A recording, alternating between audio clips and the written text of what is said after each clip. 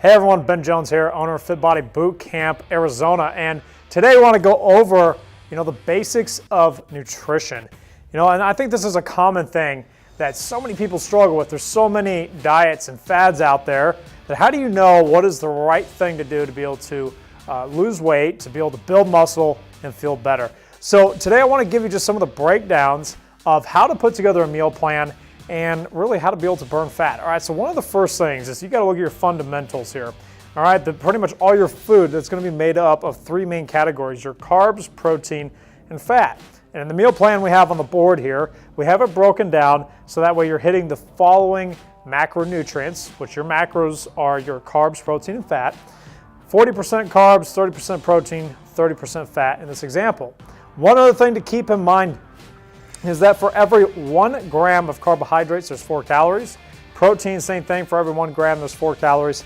And for fat, for every 1 gram, there are 9 calories, okay? So just note that there's twice the caloric density in fat compared to protein and carbs.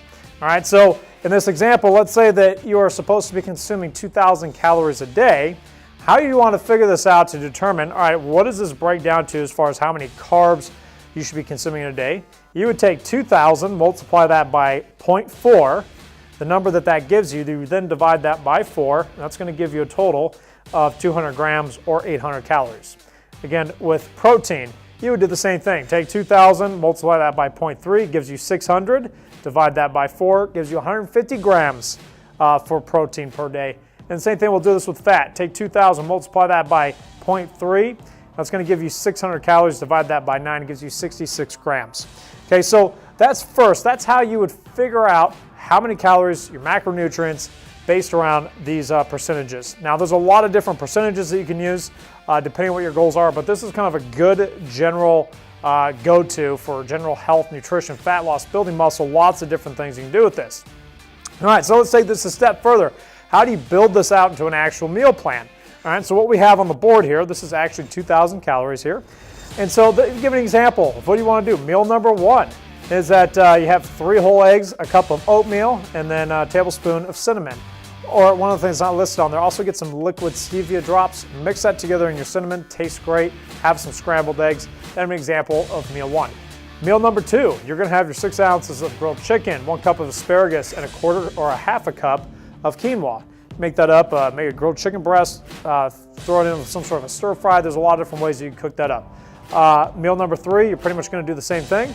Meal number 4, 6 ounces of celery, and then 3 tablespoons of sun butter. All right, you're going to note that as we're going through this meal plan, that the first 3 meals, 1, 2, 3, you're having your carbs, protein, and fat. If your goal is fat loss, at the end of the day, you want to start tapering off your carbs at the end of the day. So that's why in meal 4, it's just protein and fat. And then meal 5, which is your 5 ounces of grilled chicken, 1 cup of asparagus, it's pretty much just protein and veggies. Okay, so guys, this right here is a general way of how you want to structure your meal plans for fat loss. All right, the key thing here is, again, consume your carbs at the beginning of the day.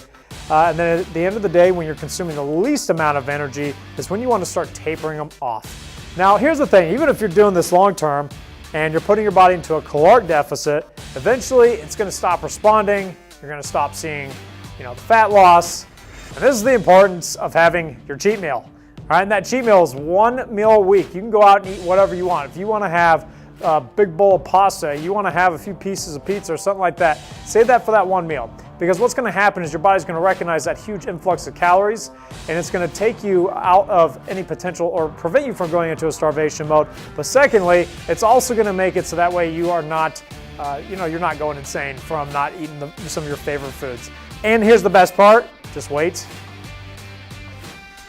Guys, you could even still have a beer, right?